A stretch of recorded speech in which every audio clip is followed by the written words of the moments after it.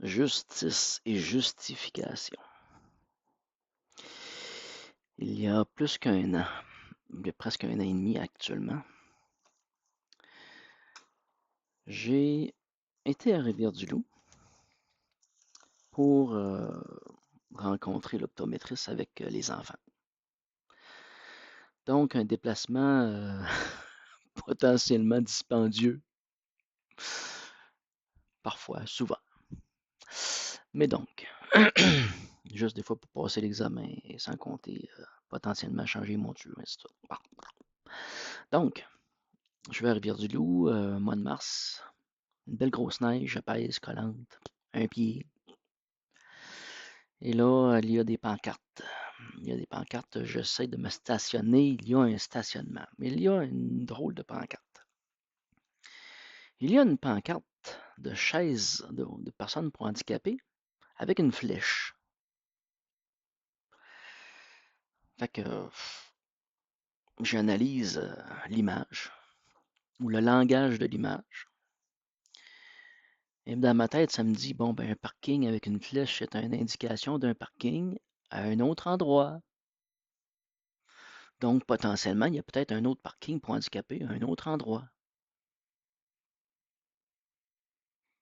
Mais non, c'est pas tout à fait ça. La flèche a plusieurs versions d'utilisation, semblerait. Donc, je sors de la lunetterie et j'ai un ticket de parking. Je me suis parqué dans un parking d'handicapés. Bon, je pars puis je m'en vais contester. Parce que pour moi, la signalisation n'est pas adaptée. Et j'ai une convocation au mois de juin à la cour municipale de Rivière-du-Loup. Donc, j'arrive à la cour municipale de Rivière-du-Loup, j'ai préparé mes papiers, des photos, bon, c'est ce qu'ils présentent là. Donc, il y a un moment où ce que les gens peuvent contester ou faire des ententes à l'amiable avec la cour. Donc, il y a une personne qui y va, puis que là, on attend que ces choses-là se fassent. Ces négociations-là. Puis la personne, justement, qui faisait la négociation passait avant moi, dans l'ordre établi. Donc, c'est une personne handicapée qui s'est parquée dans un parking pour handicapés et qui n'avait pas sa vignette d'handicapé, qui n'a pas mis son petit papier. C'est pas un collant qu'on met dans le windshield, puis qui est là permanent, puis que t'as pas besoin de mettre, puis d'enlever, gna gna gna, des niaiseries, bababa. Puis, par la plaque de signalisation, on pourrait voir potentiellement que cette personne est handicapée, qui n'aurait peut-être pas besoin de collant ou de vignette, gna gna gna, en faisant une recherche. Bon. Donc, il y a quand même une personne attitrée à surveiller les parkings qui est là avec potentiellement des outils. C'est-à-dire quoi? Qu'il se promène et observe les endroits chauds ou qu'il y a des caméras de surveillance et qui observent les endroits chauds. Mais il reste que cette personne-là négocie son ticket.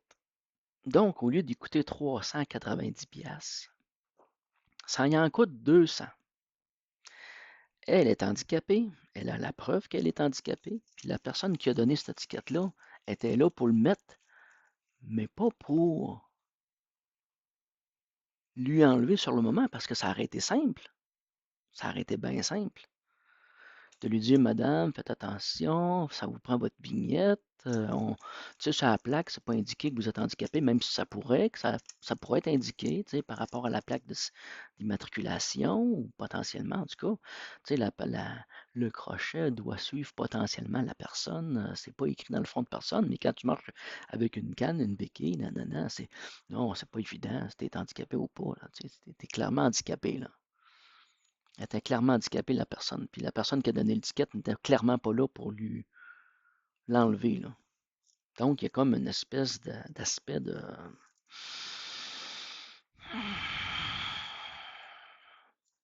de revenus potentiels à tout ça.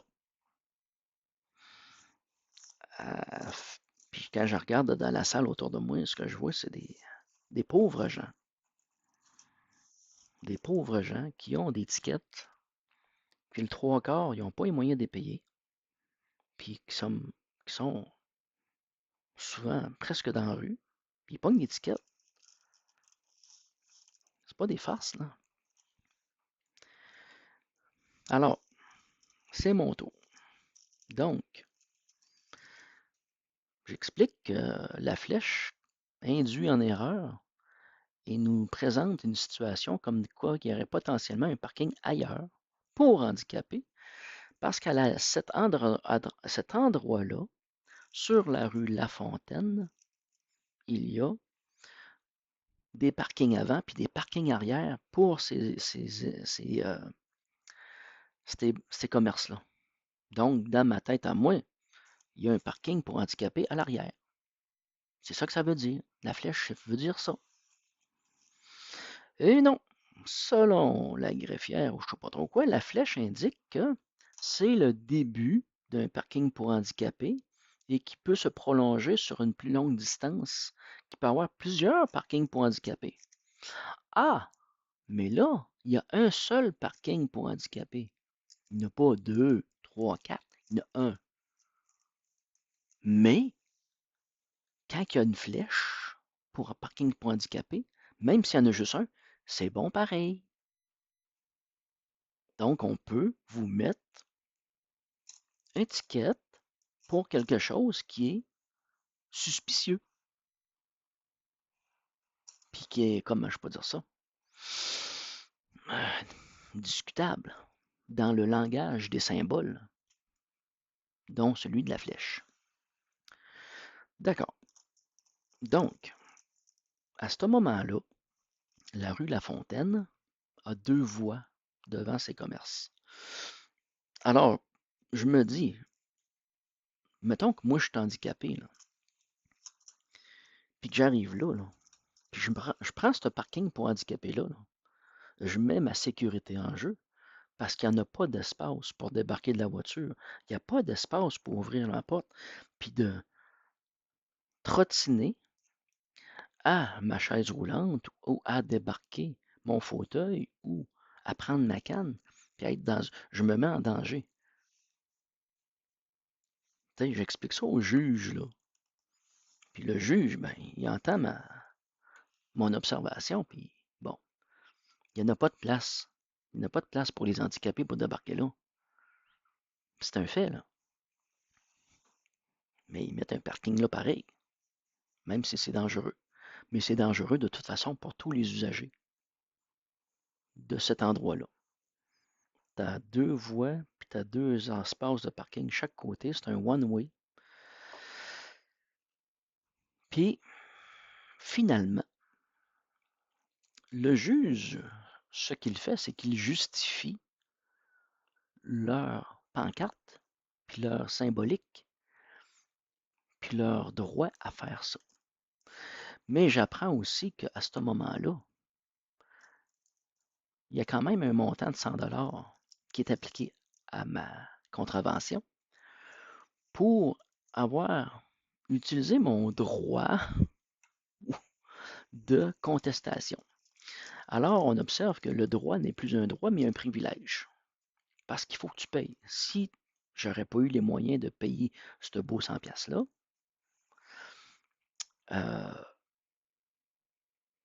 j'aurais pas pu contester.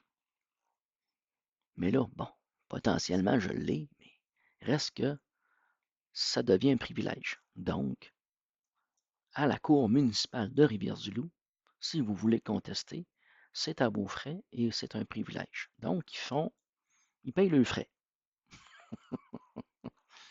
Ils payent le frais quand même bien. Là. Bon.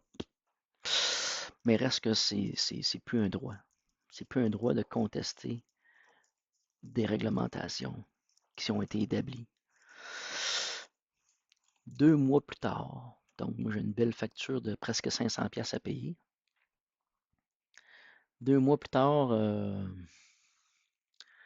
je passe par ce chemin-là, cette rue-là, puis ils ont éliminé une voie, ils ont placé une seule voie de circulation sur la rue La Fontaine à cet endroit-là, et qui permet de laisser 2 pieds et demi à 3 pieds facilement, presque, pour les usagers des parkings, dont les handicapés, de débarquer de leur véhicule en plus de sécurité.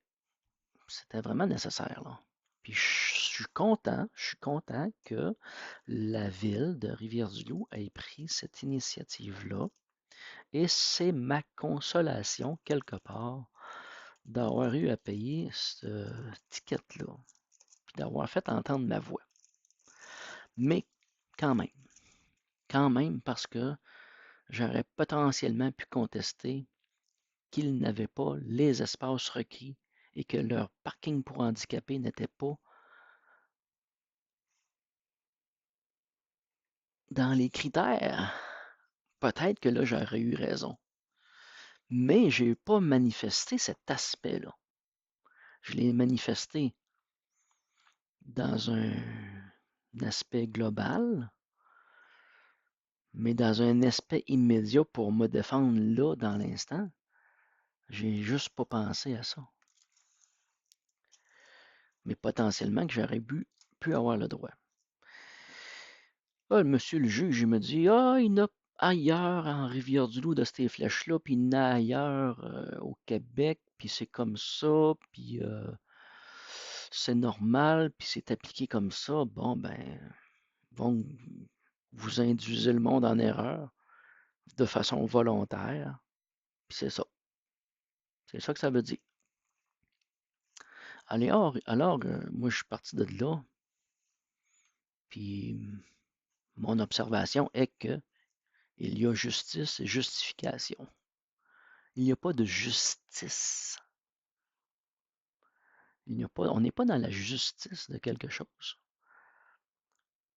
On est dans la justification de règles, de, de critères établis qui sont souvent ambivalents et dans des espèces de zones grises ou qui créent des zones grises volontaires et qui sont utilisées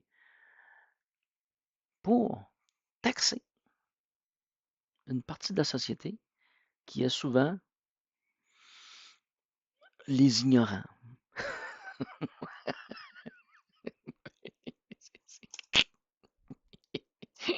Euh, les ignorants, c'est ça. Donc, j'observe ensuite de ça le système de justice. J'observe comment ça se passe pour notre cher président Trump des États-Unis d'Amérique, qui est dans une dynamique de jeu comme ça, on appelle ça nous autres au Québec du crossage là, législatif, du crossage juridique pour chercher avantage, manipuler. Ah, quelle soupe infecte. Donc, je me salis la bouche de parler de ces choses un peu, puis j'essaie de me dégager, de tout tasser ça, envoyer ça au soleil, faire un grand ménage du sujet, puis garder le seul positif que la rue La Fontaine a été réduite dans une section à une voie et sécurise les usagers et les parkings sur la rue La Fontaine à Rivière-du-Loup. Alors, merci et à la prochaine.